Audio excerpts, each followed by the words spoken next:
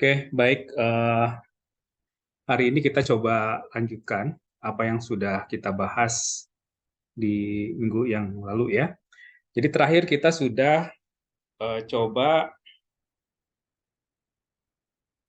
melihat satu studi kasus eh, minimasi cacat begitu ya dengan menggunakan metode Taguchi. Jadi kalau Anda nanti dicek lagi, dibuka-buka lagi adalah tentang minimasi produk cacat di stasiun kerja spot welding ya di industri mobil gitu.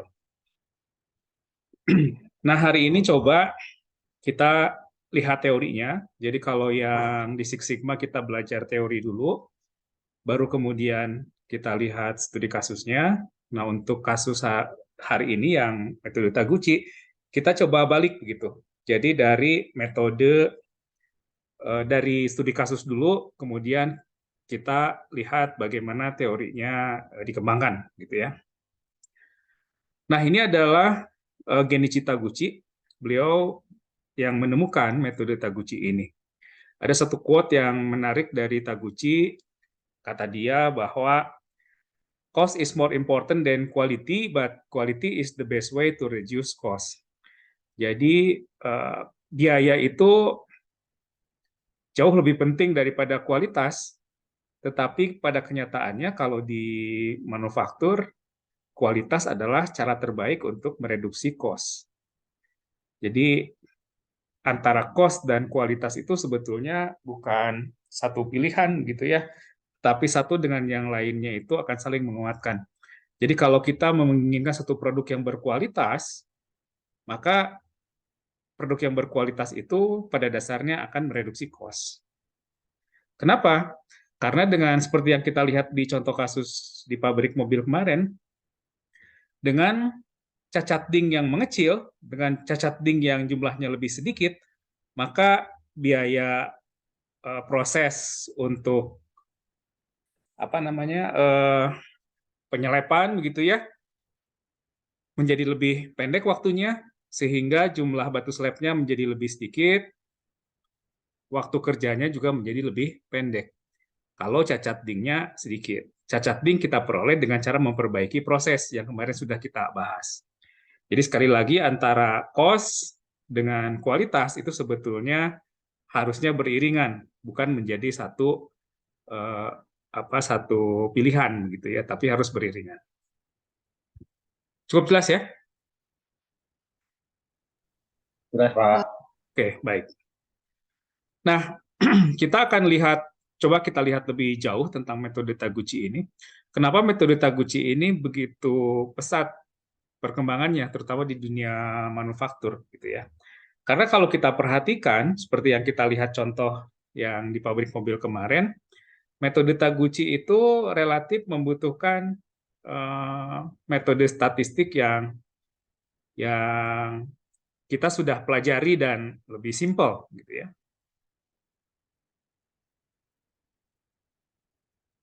Kemudian eh, dengan pemahaman metode statistik yang kemarin sudah coba kita praktekkan gitu ya, metode Taguchi ini jauh lebih berkembang.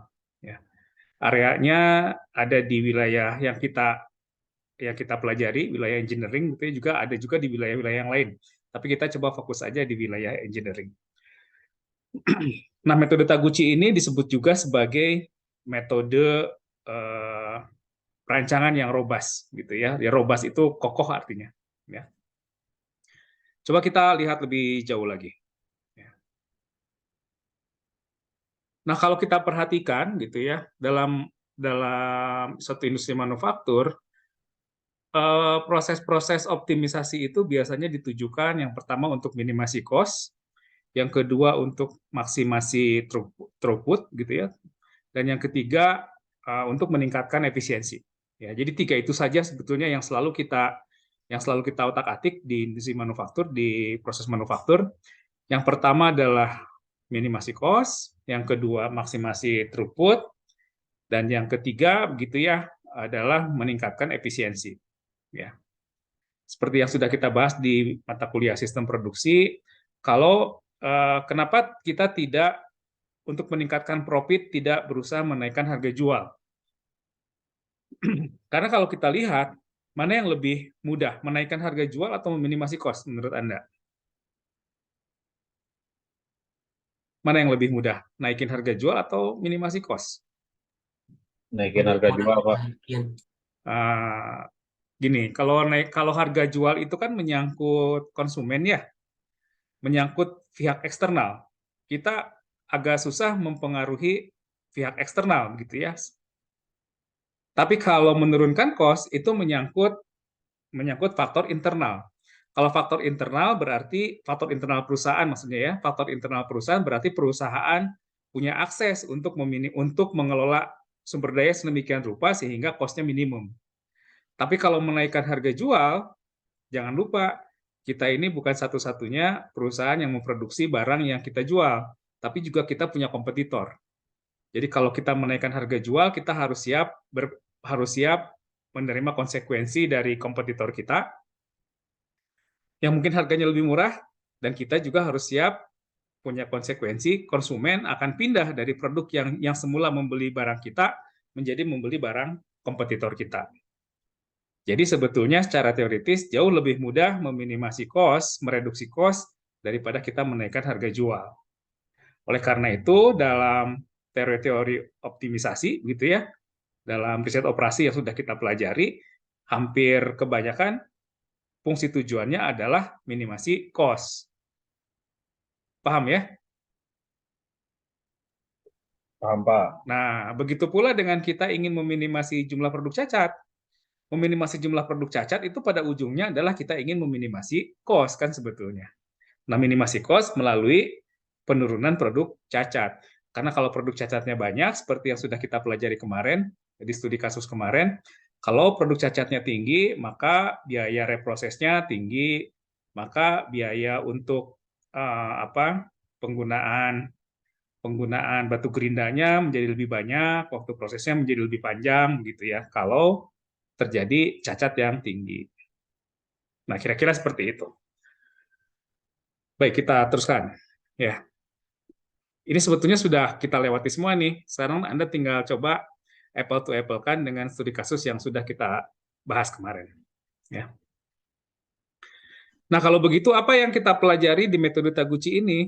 Ya, secara teori dalam metode Taguchi ini di dalamnya kita mulai dari merancang sistem, kemudian merancang parameter, nanti kita coba lihat, merancang sistem, merancang parameter, dan juga merancang toleransinya, ya toleransi dari produk yang kita buat.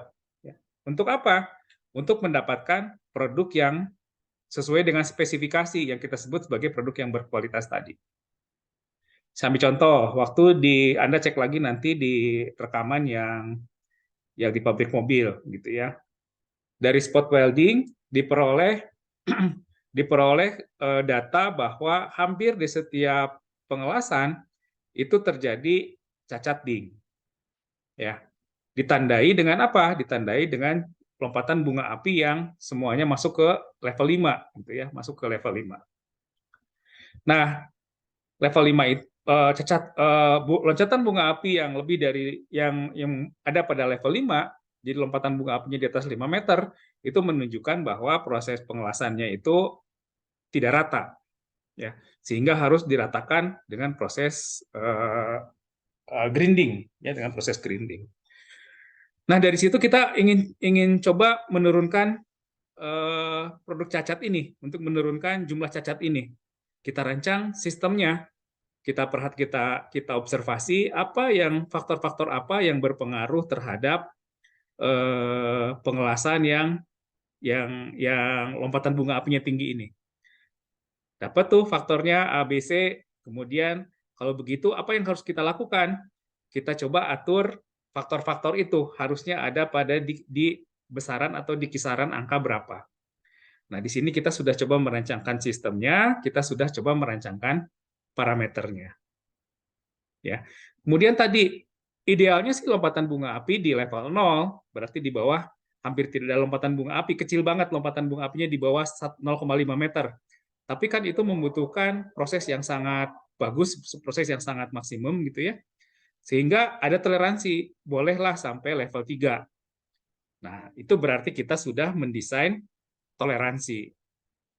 Ya, idealnya sampai di bawah 0,5 bisa akan tercapai, tapi prosesnya harus sangat sempurna. Proses yang sempurna tentu saja akan memberikan biaya yang lebih besar.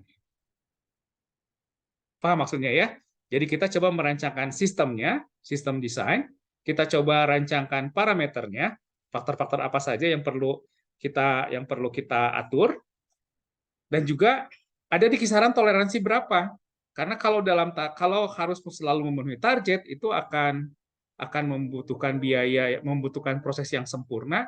Proses yang sempurna itu membutuhkan biaya yang tinggi, gitu ya. Kalau begitu, yang penting ada dalam toleransi yang menunjukkan bahwa produk kita ini masih disebut sebagai berkualitas. Azannya. Oke. Nah, tapi kita mainkan saja di toleransi ini. Kalau yang studi kasus kemarin, lompatan bunga api ada pada level 3. Ya. Dengan level 3 artinya kita tidak usah mengganti alat, tidak usah mengganti mesin. Yang perlu kita perbaiki adalah besaran parameter-parameter pada mesin spot welding itu. Nangkap sampai sini?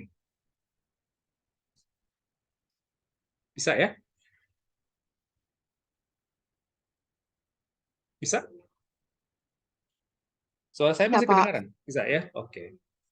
Nah, jadi sekali lagi dalam metode Taguchi kita melakukan 3 hal. Yang pertama merancang sistem, ya, sistem di stasiun kerja itu supaya jumlah cacatnya minimum.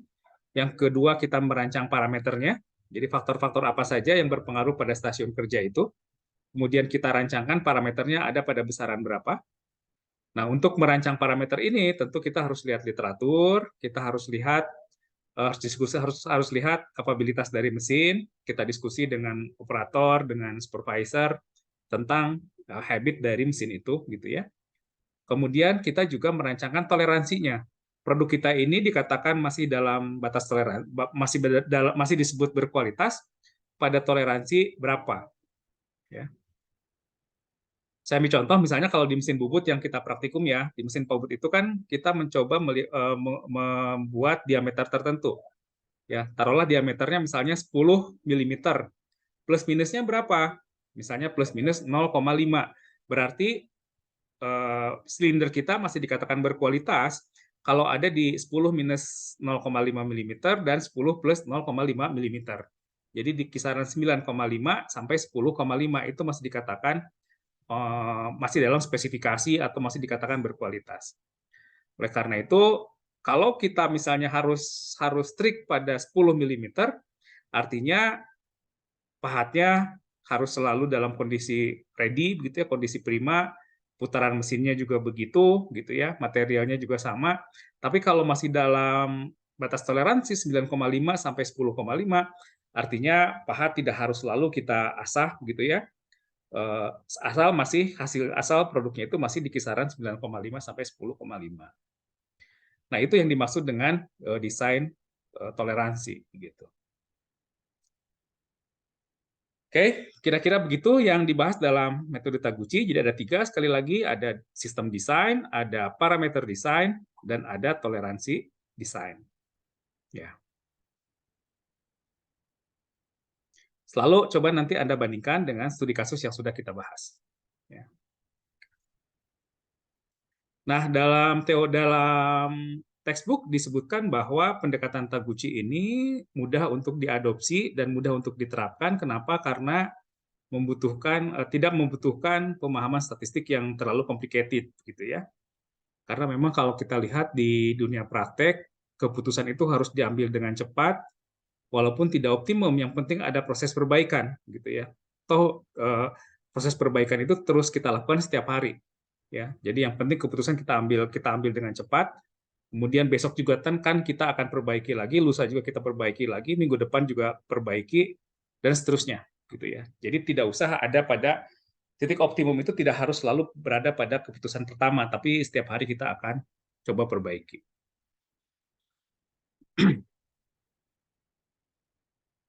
Nah, dalam teori disebutkan bahwa Taguchi ini bisa ada dalam 3 situasi, ya.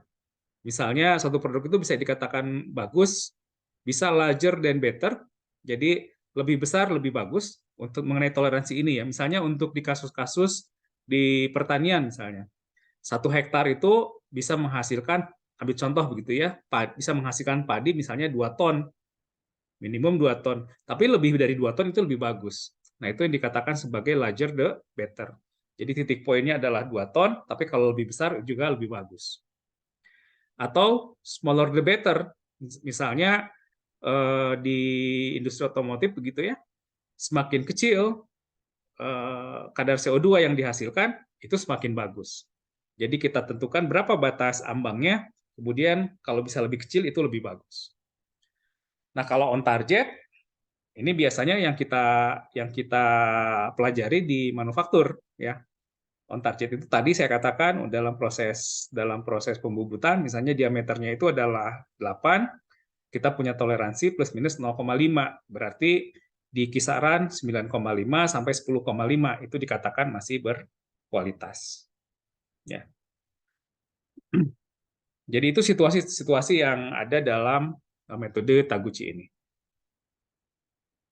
Oke, baik, saya lanjutkan ya. Nah, kalau kita lihat gambarnya seperti ini, jadi ini adalah inputnya, gitu ya, outputnya pasti ada variasi, variasinya itu dengan toleransi tadi, selama masih dalam toleransi tidak masalah, gitu ya. Kemudian ada internal noise, ada noise factor ya, jadi faktor-faktor yang mengganggunya, gitu ya. Ada faktor eksternal, ada faktor internal. Kalau di contoh yang kemarin, faktor internal untuk yang kasus spot welding ya, faktor internalnya adalah besarnya arus sama tekanan elektrodanya, ya tekanan. Jadi yang benda kerja elektroda di tengahnya benda kerja. Nah, penekanan ini kemudian waktu siklus dan juga besarnya arus. Faktor internal itu yang bisa kita kendalikan. Ya, yang bisa kita kendalikan, bisa kita atur, sehingga kita atur arusnya di berapa begitu ya, kemudian tekanannya di berapa, waktu siklusnya berapa. Kemarin yang sudah kita diskusikan. Nah, mengenai faktor eksternal itu adalah faktor yang tidak bisa kita kendalikan. Kemarin kita lihat bahwa pekerjaan di shift siang dengan shift malam itu memberikan hasil yang berbeda gitu ya. Nah, tapi kan shift siang dan shift malam itu di luar kendali kita sebagai peneliti ya. Sehingga itu kita abaikan saja faktor yang tidak bisa kita kendalikan dianggap sebagai given. Kemarin kita bahas penelitian sehingga penelitian hanya dilakukan pada waktu siang hari gitu. Supaya datanya valid begitu ya. Nah, itu yang kita sebut sebagai noise factor. Jadi sekali lagi, noise factor ini faktor yang akan berpengaruh terhadap proses di stasiun kerja, faktor yang akan berpengaruh terhadap produk yang dihasilkan dari proses di satu stasiun kerja atau di satu mesin. Nah, noise factor ini ada dua, faktor yang berpengaruh ini ada dua, ada faktor internal, ada faktor eksternal. Faktor internal adalah faktor yang bisa kita kendalikan, kita bisa atur, ya.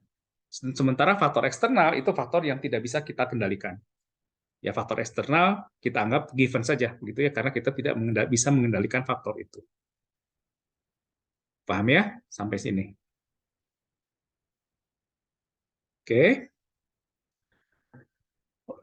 Nah, yang menarik pada metode Taguchi ini adalah kontribusi pada yang namanya loss function, ya. Jadi fungsi kehilangan atau specific loss function, ya. Kita akan lihat. Yang kedua adalah perbaikan kualitas secara offline, ya. Jadi kalau kita belajar di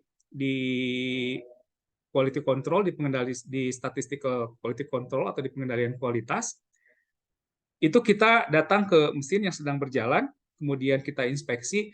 Kalau terjadi ketidaksesuaian dengan spesifikasi, bisa upper boundary atau lower boundary, artinya dia loncat dari diagram Schuhart-nya, maka biasanya mesin langsung kita hentikan, kita cari tahu ini masalahnya kenapa. Ya, nah pada saat kita menghentikan mesin, artinya proses produksi terganggu. Nah, proses perbaikan kualitas yang seperti itu kita sebut sebagai proses perbaikan secara online. Ya, pada saat lantai produksi sedang berjalan. Nah, kalau di Taguchi, seperti contoh kasus yang sudah kita bahas di pabrik mobil, kita sebut sebagai perbaikan kualitas secara offline. Jadi kita observasi di stasiun kerja itu faktor-faktor apa saja yang menjadi noise yang berpengaruh terhadap proses, terhadap kualitas dari satu proses. Sesudah kita tahu, kita cari literatur, begitu ya. Pada kondisi berapa sebetulnya itu akan punya cacat yang minimum. Kemudian kita desain parameter-parameternya, lalu kita coba lakukan eksperimen. Eksperimen tanpa mengganggu proses produksi.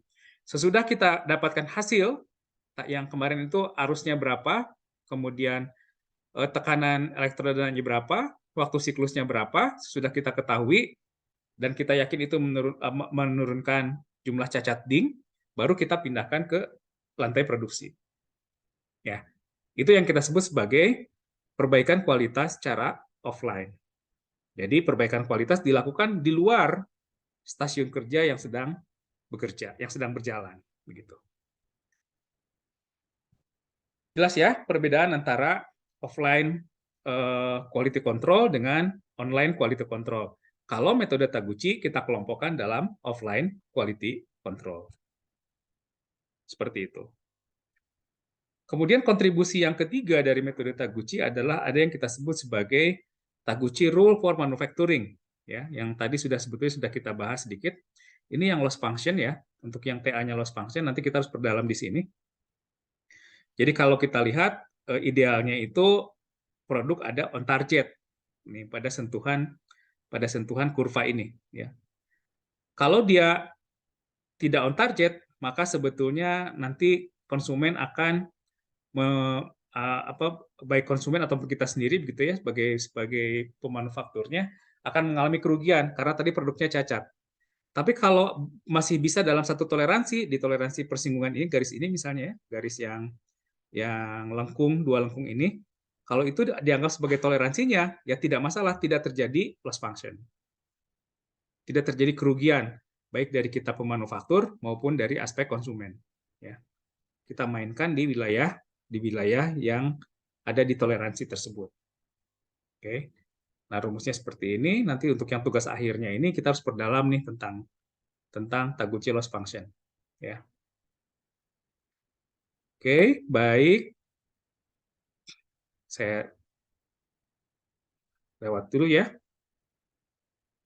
Nah, ini yang rule for manufacturing-nya. Tadi sudah dibahas sekilas bahwa ada 3 stage yang dilakukan dalam metode Taguchi. Yang pertama adalah merancang sistemnya ya secara holistik di sistem stasiun kerja itu. Kemudian merancang parameter yang harus kita tentukan supaya produk yang dihasilkan dari proses tersebut punya cacat yang minimum. Yang ketiga, kita merancangkan toleransinya, gitu ya. Pada toleransi berapa? Pada toleransi di antara berapa sampai berapa bahwa produk ini masih dikatakan berkualitas, masih masuk dalam spesifikasi. Nah, kalau sudah ketemu sistem desain, parameter desain, dan toleransi desain, baru kita kemudian melakukan yang namanya eksperimen. Ya. Nah, dari hasil eksperimen, kalau terbukti bahwa apa yang kita rancang ini bisa meminimasi produk cacat, baru kemudian kita pindahkan ke stasiun kerja yang sesungguhnya, ya di shop floor atau di aliran produksi yang sesungguhnya. Nah, itu cara bekerja dari metode Taguchi. Ya. Pada saat kita merancang sistemnya, nah kita memerlukan yang namanya kreativitas dan inovasi. Ya, kayak kemarin waktu di pabrik mobil itu kreativitas peneliti kelihatan. Dia masuk beberapa aliran produksi, ada painting, ada assembly, kemudian juga ada pengelasan. Dia masuk ke wilayah pengelasan, dari pengelasan dia lihat lagi, oh ternyata ada di spot welding dan seterusnya. Ya, di situ kreativitas dan inovasi dari peneliti bekerja gitu. Ya. Kemudian dari mana kita bisa punya kreativitas dan inovasi? Tentu saja dari jumlah bacaan yang kita baca. dari jumlah observasi yang kita lakukan, semakin sering kita mengobservasi, maka kreativitas itu dan inovasi itu akan semakin muncul. Jam terbang istilahnya ya. Jika semakin banyak jam terbang kita akan lebih kreatif dan bisa memunculkan berbagai macam inovasi. Ya, tentu saja juga diskusi dengan tim gitu ya, supaya kreativitas dari satu tim itu bisa bisa muncul gitu ya. Nah, yang kedua adalah merancang parameter, sudah kita bahas ya, mulai dari detail desain fasenya, the parameters to be chosen so as to minimize the effect. Kemarin kita punya 3 parameter ya. Nah, yang terakhir adalah merancang toleransi. Kemarin toleransinya adalah kalau kita bagi spatterless-nya itu dari level 0 ke level 5 begitu ya, masih diizinkan sampai spatterless-nya itu loncatan bunga apinya itu ke level 3 ya. Jadi antara level 0 sampai level 3 itu masih disebut sebagai berkualitas. Ini tahapan-tahapan Taguchi-nya yang sudah kita lakukan di contoh kasus yang kemarin ya. Nanti cek lagi.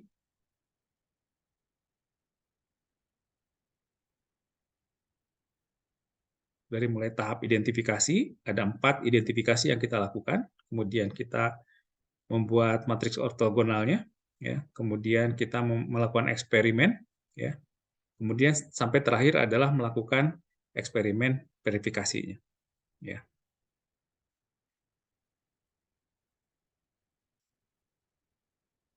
Oke, ini sama begitu yang tentang orthogonal array, ciri khas dari metode Taguchi ini. Anda lihat lagi nanti di yang contoh kasus di pabrik mobil, ya, bagaimana cara membuat orthogonal array ini.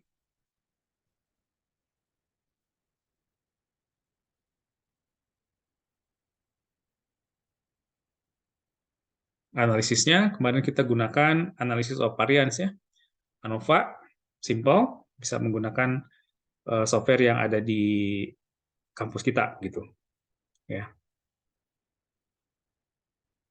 Kemudian terakhir adalah bagaimana tadi kan dalam dalam dalam tahapan tahapan sistem desain kita perlu kreativitas dan perlu inovasi. Nah, biasanya kreativitas dan inovasi ini kalau di pabrik ini muncul dari satu tim yang kita sebut sebagai quality circle atau gugus kendali mutu.